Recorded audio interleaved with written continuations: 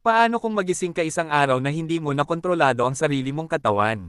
Ganito ang nangyari sa isang lalaki at isang babae na bigla na lang nagpalitan ng buhay kahit hindi nila alam kung paano ito nagsimula. Sa bawat paggising nila, nasa katawan sila ng isa't isa, ang lalaki ay nabubuhay sa probinsya habang ang babae naman ay nasa gitna ng magulong lungsod. Sa una, gulat at kalituhan ang naramdaman nila, pero habang tumatagal, napilitan silang intindihin at ayusin ang buhay ng isa't isa para hindi magulo ang lahat. Sa pagdaan ng mga araw, unti-unti nilang naramdaman na may koneksyon na nabubuo sa pagitan nila kahit hindi pa sila nagkikita. Ngunit isang araw, bigla na lang itong huminto, at doon nila natuklasan na may mali sa oras na kanilang ginagalawan. Pero paano nga ba nagsimula ang lahat? Mula sa kalangitan, isang kometa ang makikitang bumabagsak sa gitna ng mga ulap, tila papunta sa isang maliit na bayan sa ibaba, pero nananatiling malabo kung ano talaga ang nangyari habang ang kwento ay unti-unting tumutok kina Taki at Mitsuha. Na parehong may pakiramdam na parang may kulang sa kanilang buhay, isang bigat na hindi nila maipaliwanag na tila matagal nang nakadikit sa kanilang isipan. Si Mitsuha Mayamizo, isang high school student sa Itomori, ay paulit-ulit na sinasabihan ng mga tao sa paligid niya na kakaiba ang kilos niya noong nakaraang araw pero normal naman siya ngayon, at sa gitna ng kanyang frustrasyon sa tahimik at paulit-ulit na buhay sa probinsya, sumigaw siya sa shrine steps na gusto niya maging isang gwapong lalaki sa Tokyo sa susunod niyang buhay, bagay na ikinagulat ng kanyang kapatid na si Yochuha. Kinabukasan, nagising siya sa isang hindi pamilyar na lugar at natuklasan niyang nasa katawan siya ng isang lalaki na si Taki Tachibana, at doon niya na-realize na nasa Tokyo siya at parang natupad ang hiling niya. Kaya ginamit niya ang pagkakataon para maranasan ang buhay nito habang iniisip na baka panaginip lang ang lahat, pero si Taki naman nang bumalik sa sarili niyang katawan ay nagulat sa mga binago ni Mitsuha. Mula sa mga nakakatawang notes hanggang sa mga hindi inaasahang galaw na nakaapekto sa kanyang paligid at sa kanyang relasyon sa katrabaho niyang si Miki Okudere. Habang si Mitsuha naman sa Itomori ay nakita kung paano nag-iba ang ugali ni Taki, at kung paano ito nakipag-ugnayan sa mga kaklase niya sa paraang hindi niya inaasahan, dahilan para pareho silang magduda hanggang sa napagtanto nilang totoong nagpapalit sila ng katawan sa isa't isa. Sa sunod-sunod na mga araw, nagsimula silang mag-iwan ng notes at messages para mag-communicate, sabay reklamo at tampuhan tungkol sa mga ginagawa nila sa katawan ng isa't isa. Habang unti-unting naapektuhan ang buhay nila, mula sa relasyon hanggang sa personal na desisyon, at sa kabila ng mga komedya at bangayan, unti-unti rin nilang nakilala ang isa't isa sa mas malalim na paraan. Isang araw nagising si Taki sa katawan ni Mitsuha, at napilitan siyang umakyat sa bundok kasama ang kapatid at lola nito, para dalhin ang Kuchikimizake sa shrine kung saan ipinaliwanag sa kanya ang konsepto ng musubi bilang koneksyon ng oras at buhay.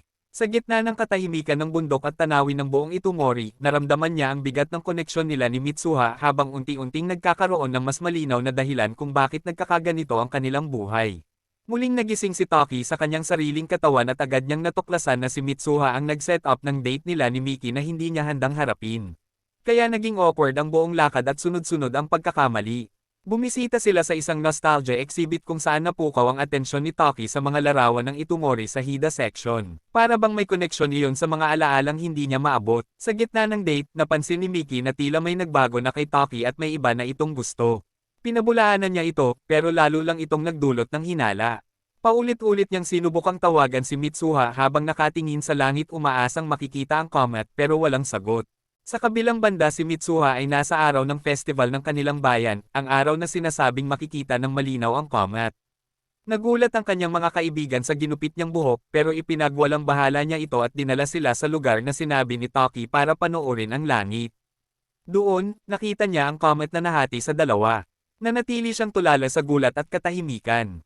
Kasabay nito naramdaman ni Taki na huminto na ang body switching. Paulit-ulit niyang tinatawagan si Mitsuha pero hindi na siya makontak. Kaya nagdesisyon siyang hanapin ang Itomori gamit lang ang mga drawing na ginawa niya kasama sina Tsukasa at Miki. Habang naglalakbay sila sa Hida region at wala pa ring matagpuan, isang ramen shop owner ang nakilala ang drawing at sinabing iyon ang Itomori. Doon nila nalaman ang nakakasindak na katotohanan. Ang bayan ay winasak ng fragment ng comet na Tiamat 3 taon na ang nakalipas. Sa hindi makapaniwala, nagtungo sila sa lumang eskwelahan na abandonado na. Unti-unting tinanggap ni Taki ang katotohanan habang unti-unting nawawala ang mga mensahe ni Mitsuha sa harap mismo ng kanyang mga mata. Hanggang sa makita niya ang pangalan nito sa mga tala ng mga nasawi sa library records, na tuluyang sumire sa kanyang pag-asa. Sa pagod at lungkot, nanatili sila roon magdamag. Habang pinag-uusapan ni Miki at Tsukasa ang pagbabago kay Toki, napansin ni Miki ang pulang tali sa kanyang kamay. Naalala ni Toki na ang tanging pagkakataon niyang makita si Mitsuha ay ang umakyat sa shrine sa bundok. Kung saan nakita niya ang Kuchikimizake na iniwan niya noon, ngayon ay natabunan na ng lumot patunay na 3 taon na ang pagitan ng kanilang panahon. Desperado siyang uminom nito habang humihiling na maibalik ang oras para mailigtas ang bayan. Ngunit sa halip, nahulog siya sa isang matinding vision ng buhay ni Mitsuha. Ang pagkalugmok ng kanyang pamilya matapos mamatay ang kanyang ina, ang paghihiwalay nila ng kanyang ama sa paniniwala at responsibilidad sa shrine, at ang trahedyang tumama ang comet sa mismong lugar kung nasaan si Mitsuha habang si Toki ay desperadong sumisigaw na sana ay nakatakbo siya. Pagdating ni Toki sa katawan ni Mitsuha noong 2013 sa Itumori, agad niyang na-realize na may pagkakataon pa siyang iligtas ang buong bayan. Kaya desperado niyang sinubukang ipaliwanag sa mga tao ang mangyayaring pagbagsak ng comet pero napagkamalan lang siyang baliw. Si Uchiha ay nag-alala sa kakaibang ikinikilos niya, habang si Hitoha ay hindi rin agad naniwala kahit may alam siya tungkol sa body switching na naranasan nila noon. Pero sina Tese at Sayaka ay naniwala kay Toki at sumama sa plano niyang iligtas ang Itumori. Sinubukan niyang kumbansihin ang ama ni Mitsuha na ngayon ay mayor ng bayan pero tinanggihan siya nito dahil imposible raw ang sinasabi niya. Sa galit, halos mawala ng kontrol si Toki habang pilit niyang ipinapaliwanag ang panganib pero lalo lang siyang hindi pinaniwalaan. Sa gitna ng kaguluhan, unti-unting naipakita na si Mitsuha ay pumunta rin sa Tokyo para hanapin si Toki noong nakaraang timeline, ngunit hindi niya ito matagpuan. Sa huling sandali nakita niya si Toki sa tren, kung saan nagkita sila at nagkaroon ng matinding gulat dahil hindi siya nito nakilala. Sumigaw siya ng pangalan niya at ibinigay ang braided cord mula sa kanyang buhok kay Toki bilang alaala.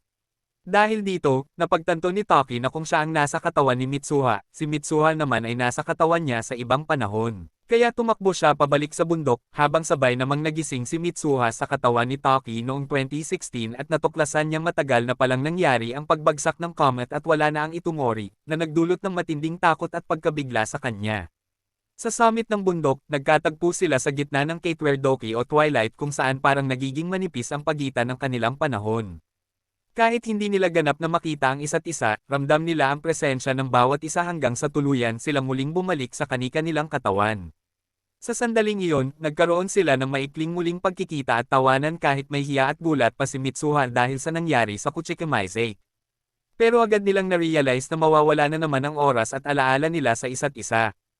Kaya sinubukan ni Toki na isulat ang kanilang mga pangalan sa kamay nila para hindi makalimot, ngunit hindi ito natapos ni Mitsuha dahil tuluyan na silang pinaghiwalay muli ng panahon. Bago tuluyang maglaho ang lahat sa alaala ni Toki, sumigaw siya na kahit saan man siya mapunta ay hahanapin niya ito. Sa huling bahagi, nagsimula na ang plano ni Mitsuha kasama sina Tesi at Sayaka upang iligtas ang Itumori sa pamamagitan ng pagputol ng kuryente sa substation at paggamit ng school system para mag-evacuate.